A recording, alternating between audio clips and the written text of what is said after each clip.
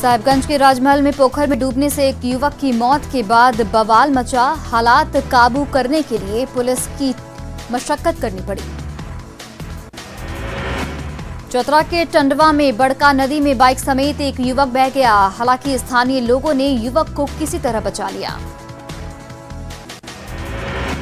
पलामू में भारी बारिश से डंडारकाल में सड़क टूट गई, जिससे दर्जनों गांव का संपर्क भंग हो गया है। पलामू के कोयल नदी में बच्चों के खतरनाक स्टंट की तस्वीरें सामने आई हैं, जहां बच्चे पुल से नीचे उफनाई नदी में छलांग लगा रहे हैं। इन बच्चों को रोकने वाला कोई नहीं है। धनबाद के खुदिया नदी की तेज धारा में एक युवक बह गया। परिजन प्रशासन से एनडीआरएफ की टीम से खोजबीन करने की मांग कर रहे हैं। पलामू के मोदी नगर में बारिश के कारण सड़कों पर जलजमाव की स्थिति बन गई है, जिसके कारण लोगों को परेशानी का सामना करना पड़ रहा है।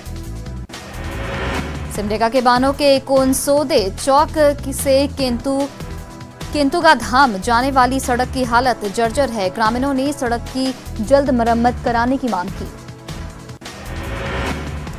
जमशेदपुर में परिवार को बंधक बनाकर लूटपाट की घटना का पुलिस ने खुलासा किया है। स्कूटी सवार 2 अपराधियों को पिस्टल के साथ गिरफ्तार किया गया।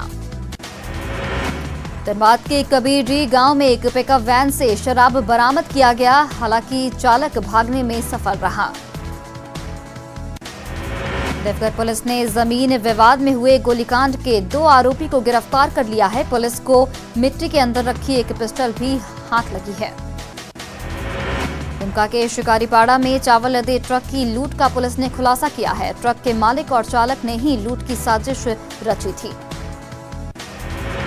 देवघर के बागमारा में दवा व्यवसायी के घर भीषण डकैती हुई। डकैतों ने 60,000 कैश सहित लाखों के जेवरात लूट लिए। लातेहार के मोरवाई में शिक्षक के घर को हाथियों के झुंड ने क्षतिग्रस्त कर दिया, जिससे घर के सभी सामान बर्बाद हो गए।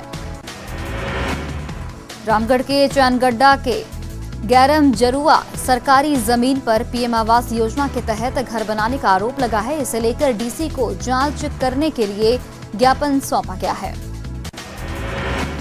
गोटा के सुरनी गांव में प्रधानमंत्री आवास योजना में गड़बड़ी का मामला सामने आया है। गांव के मुखिया के खिलाफ ग्रामीणों ने कैंडल मार्च निकालकर विरोध जताया।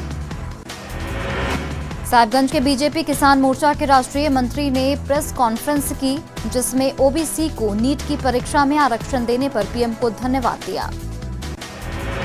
रामगढ़ में सामाजिक संस्था रामगढ़ बचाओ संघर्ष समिति का विस्तार किया गया है। साथ ही आने वाले दिनों में संघर्ष को और भी तेज करने का संकल्प लिया गया।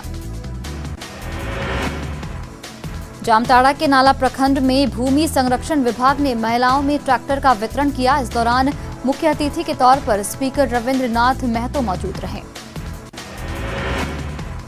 दुमका में 15 अगस्त की तैयारी को लेकर कमिश्नर ने पुलिस लाइन में बैठक की। आयुक्त ने कहा कि 15 अगस्त को सुरक्षा के चाक चौबंद इंतजाम रहेंगे। हजारीबाग के गोदकर गांव में लायंस क्लब ने 25 गरीब बच्चों में रेडियो का वितरण किया, ताकि बच्चों को पढ़ाई में कोई परेशानी नहीं हो।